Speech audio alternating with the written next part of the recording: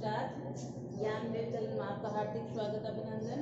हम पढ़ रहे हैं बसंत बाग 2 जो कक्षा 7 के लिए है और आज हमारा अध्याय है नंबर 17 और अध्याय का नाम है हमारा वीर कुंवर सिंह। तो 1857 की क्रांति में वीर कुंवर सिंह का क्या सहभागिता थी या किस प्रकार वो 80 वर्ष की आयु में भी अंग्रेजों के साथ लोहा लिया था, उसका वर्णन हम आज पढ़ेंगे। और 1857 की क्रांति में और भी कई सहयोगी थे जिन्होंने अपना सहयोग दिया था, तो उन सभी का साथ में वर्णन आता है। जैसे मंगल पांडे। तो 1857 की क्रांति सबसे पहले मंगल पांडे के ही कारण शुरू हुई। आपने इतिहास में पढ़ा होगा कि जो नसीराबाद की छावनी थी वहाँ मंगल पांडे सैनिक के रूप में कार्य करते थे और उस समय जो बंदूक में डालने वाले कारतूस होते थे वो गाय और सूअर की चर्बी से बने होते थे और उन कारतूसों पर एक टोपी लगी होती थी, उनको हटाकर बंदूक में डाला जाता था। तो उनको हटाने के लिए मुंह का प्रयोग देते थे, तो मंगल पांडे ने इस कारतूसों को चलाने से या डालने से मना कर दिया था, क्योंकि उन्होंने कहा था कि ये गाय और सूअर की चर्बी से बने, इसलिए हम इनका उपयोग नहीं करेंगे। और इसी के कारण 1857 का सबसे पहले विद्रोह हुआ था और करने वाला सैनिक कौन था? मंगल पांडे। लेकिन अंग्रेजों की जो कठोर नीति थी, क्रूर नीति थी और भारतीयों का संगठन नहीं था, एकता नहीं थी, इस कारण जितने भी विद्रोही सामने खड़े हुए अंग्रेजों के, तो उनको जल्दी से जल्दी फांसी दे दी जाती थी। इसी प्रकार मंगल पांडे को भी फांसी दे दी गई थी। लेकिन मंगल पांडे ने जो विद्रोह की अलग जगाई थी वो खूब लगी और बाकी जो सैनिक थे उन्होंने भी विद्रोह कर दिया था और जो कारतूस से बंदूक में काम में लेते थे उनका उपयोग करने से सख्त मना कर दिया था। तो उनका भी हम वर्णन पढ़ेंगे। बेगम हजरत महल का है, उसका भी हम यहाँ देखेंगे। और एक बहादुर शाह है जो मुगल प्रशासन के अंतिम थे शासक, उनका वर्णन भी यहाँ देखने को मिलेगा। तो शुरू करते हैं आज का हमारा लेसन वीर कुंवर सिंह। तो आपने सुभद्रा कुमारी चौहान की कविता झांसी की रानी जो कक्षा 6 के अंदर है पढ़ी होगी। उसमें झांसी की रानी के साथ साथ और भी ऐसे क्रांतिकारियों के नाम आए हैं जिन्होंने 1857 की क्रांति में अपना सहयोग दिया था या अपना देशभक्ति का जो जज्बा था वो दिखाया था। इस कविता में ठाकुर कुंवर सिंह का नाम भी आया है। आपको कविता की पंक्तियां याद आ रही होगी, एक बार फिर इन पंक्तियों को पढ़ते हैं। देखो क्या पंक्तियां थी। इस स्वतंत्रता महायज्ञ में कई वीर आए काम। कैसे, कौन कौन वीर है? नाना, बुतपंत, तात्या, चतुर, अजीत मुल्ला सरनाम, अहमद साई मौलानी, ठाकुर कमर सिंह, सैनिक अभिराम, भारत के इतिहास में गगन अमर रहे जिनके नाम। ये आपकी जो कक्षा 6 है उसके अंदर पाठ में कविता झांसी की रानी आई हुई है, उसमें ये पंक्तियां आई है। इसमें कई वीरों के गुणगान यहाँ गाए गए या वीरों के बारे में बताया गया है। आगे हम देखते हैं, यहाँ स्वतंत्रता संग्राम उसी वीर कुंवर सिंह के बारे में जानकारी दी जा रही है जो सन 1857 के व्यापक सशस्त्र विद्रोह में भारत में ब्रिटिश शासन की जड़ों को हिला दिया था। ये जो हमारे वीर कुंवर सिंह थे वो जगदीशपुर रियासत के राजा थे और लगभग उनकी आयु थी वो 80 वर्ष की थी। तो 80 वर्ष की उम्र में वो अंग्रेजों के साथ किस प्रकार तलवार लेकर युद्ध किया था ये देखना बड़ा ही अजीब था।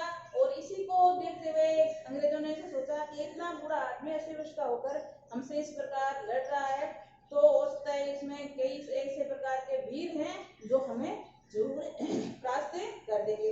तो इसका इतना अच्छा हौसला था।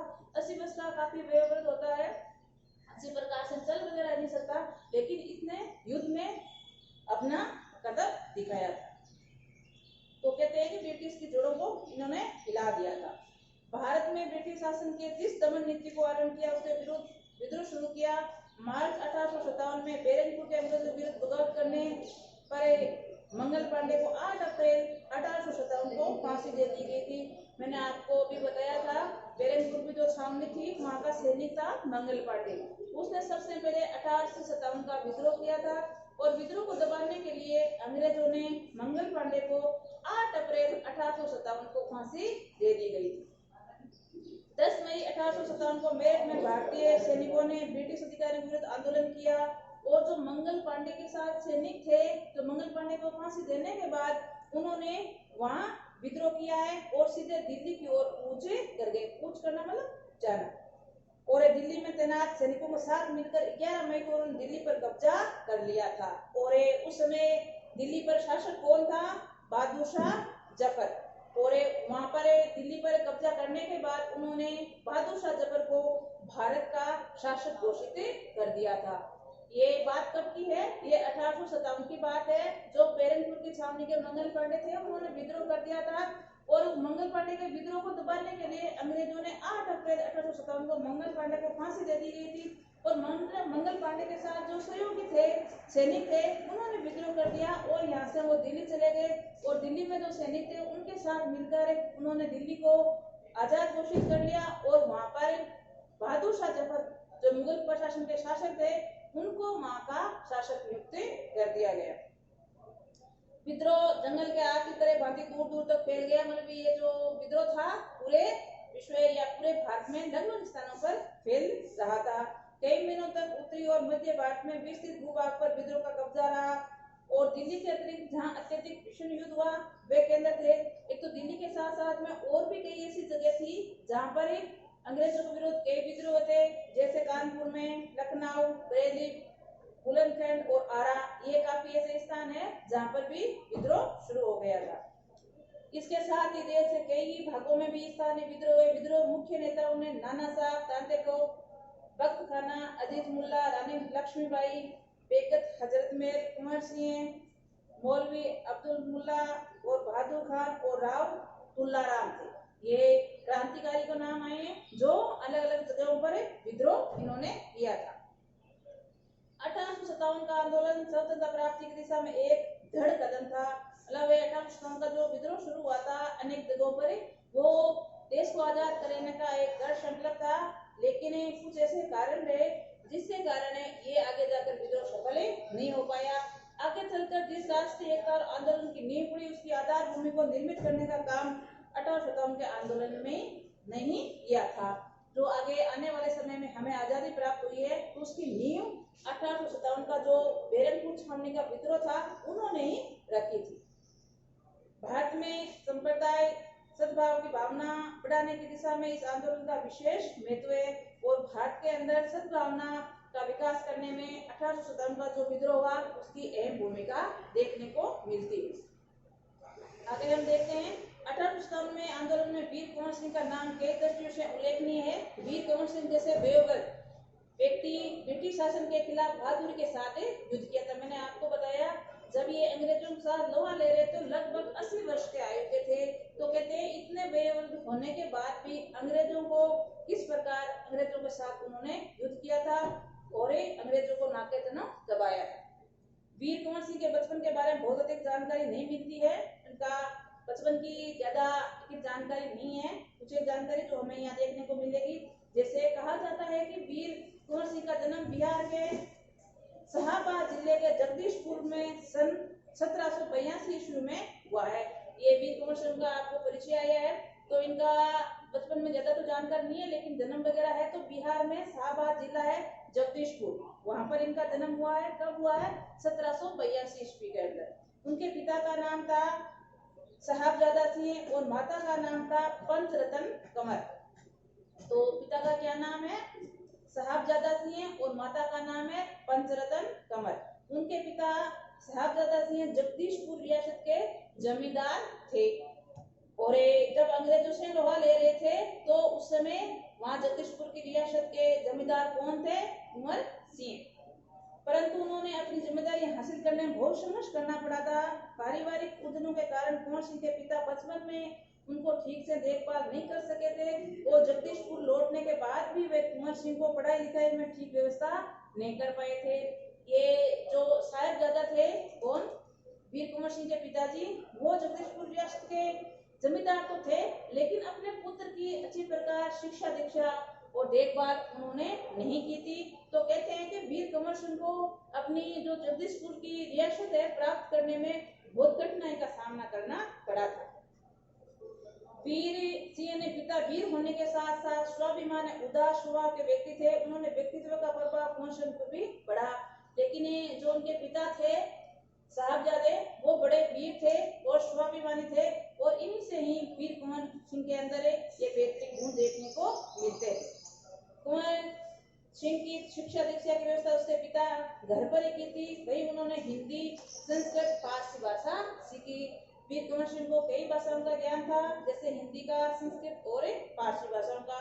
और इनकी जो ये भाषा सीखने की समय था वो उनके पिताजी ने घर पे व्यवस्था कर रखी, परंतु पढ़ने लिखने में अधिक उनका मन, पढ़ने लिखने की बजाय और कम उनका मन अधिक लगता था, जैसे घोड़सवारी, तलवारबाजी, कुश्ती लड़ना आदि इनका मुख्य ध्येय बन गया था। या इन कारणों के कारण ही वो ये कार्य कर रहे थे। बाबू कुंवर सिंह ने अपने पिता की मृत्यु के बाद सन 1857 में अपनी क्षेत्र की जिम्मेदारी, और उनके जो पिता थे साहिबजादा, उनकी मृत्यु होने के बाद जो जगदीशपुर की रियासत थी वो उन्होंने वीर कुंवर सिंह ने संभाली है। लेकिन वीर कुंवर सिंह को अपनी रियासत लेने के कारण कई प्रकार की परिस्थितियों का सामना करना पड़ा। एक तो आपको भी आया कि उसके पिता थे, ढंग से उसकी देखभाल और शिक्षा नहीं मिल पाई, और जो भाई वगैरह थे वो भी वहाँ के जमींदार बनना चाह रहे थे। तो दोनों से संघर्ष करने के बाद आखिरकार वीर कुंवर सिंह ने ही जगदीशपुर की रियासत को प्राप्त किया। आगे ब्रिटिश हुकूमत का प्रचार चरम सीमा पर था, और जब जगदीशपुर रियासत के ये जमींदार बने वीर कुंवर सिंह, उसी समय ब्रिटिश शासन का जो अत्याचार था वो अपनी चरम सीमा पर था, और इससे लोगों ने ब्रिटिश हुकूमत के खिलाफ भयंकर असंतोष में उत्पन्न हो रखा था। बार बार लाग बाग कई प्रकार से ब्रिटिश सरकार उनको परेशान करती थी जमींदारों को। तो जमींदारों का ब्रिटिश सरकार के प्रति खूब रोष था, गुस्सा था, और रजवाड़ों, कृषि, उद्योग, व्यापार को बहुत ही बुरा हाल था। उनकी कोई उन्नति नहीं हो रही थी, ना कृषि ना व्यापार, क्योंकि अंग्रेज केवल मात्र लगान वगैरह रहना इन पर ध्यान देते थे, ना कि कृषि पर। तो ये कृषि और जो और भी कई कार्य थे उन पर विशेष कोई प्रगति नहीं हो रही थी, और ये देश के महत्वपूर्ण जो ऊंची नौकरियां थी उनसे भारतीयों को वंचित कर रखा था, और उससे ब्रिटिश सत्ता के विरुद्ध देशव्यापी संघर्ष की स्थिति बन गई थी। ऐसी स्थिति में कुंवर वीर सिंह ब्रिटिश हुकूमत के लोहा लेने का संकल्प उन्होंने लिया था। मैंने आपको पहले ही बताया, जब वीर कुंवर सिंह को जगदीशपुर की रियासत प्राप्त हुई उस समय ब्रिटिश सरकार के जो विद्रोह थे वो चरम सीमा पर थे, और उनके खिलाफ सभी भारतीयों में असंतोष व्याप्त था। तो वीर कुंवर सिंह ने भी ये संकल्प लिया था कि इनके प्रति हम दृढ़ निश्चय से लोहा लेंगे। जगदीशपुर के जंगलों में बसूरिया बाबा नाम के एक प्रसिद्ध संत रहते थे। उन्होंने ही वीर कुंवर सिंह देशभक्ति और स्वाधीनता की भावना उत्पन्न की थी। ये जो जगदीशपुर के जहाँ के ये बने हैं जमींदार, वहाँ के जंगलों में कहते हैं कि बसूरिया नाम के एक बाबा रहते थे जो सिद्ध संत थे। उन्होंने ही वीर कुंवर सिंह को देशभक्ति की भावना जगाई थी, और इसी के कारण वो अंग्रेजों के खिलाफ लड़ने के लिए तैयार हुए। उन्होंने बनारस, मथुरा, कानपुर, लखनऊ आदि कई स्थानों पर जाकर विद्रोह की सक्रिय योजनाएं बनाई। अब जो ब्रिटिश सरकार थी उसकी जड़ें भी मजबूत थी, और उनके पास ऐसे सुख सुविधा साधन भी बहुत है, तो किस प्रकार उनसे लड़ा जाए उसकी पहले योजना बनाकर अगर काम किया जाए तो ही काम सफल हो पाता है। इसलिए वीर कुंवर सिंह ने कई स्थानों पर जाकर विद्रोह की जो योजनाएं थी उनको मूर्त रूप दिया, और वे 1845 से 1846 काफी सक्रिय रहे, मतलब एक साल तक लगभग जो बनारस है, लखनऊ है, कानपुर है, वहाँ पर योजना बनती रही और उनका कार्य आगे चलता रहा। गुप्त ढंग से ब्रिटिश हुकूमत के खिलाफ विद्रोह की योजना बनाते रहे। उन्होंने बिहार के प्रसिद्ध सोनपुर मेले को अपनी गुप्त बैठक की योजनाओं के लिए चुना। वहाँ जो मेले वगैरह मनाए जाते थे, मुख्य कार्य उनका यही रहता था कि ताकि जनता को जागरूक कर सके और उनको अंग्रेजों के विरोध जो हमारे शोषण हो रहा है, अत्याचार हो रहा है, उनकी बात उनको बता सके। तो जो मुख्य रूप से उन्होंने गुप्त बैठकों का स्थान चुना था वो कौन सा है? सोनपुर के मेले को चुना गया है।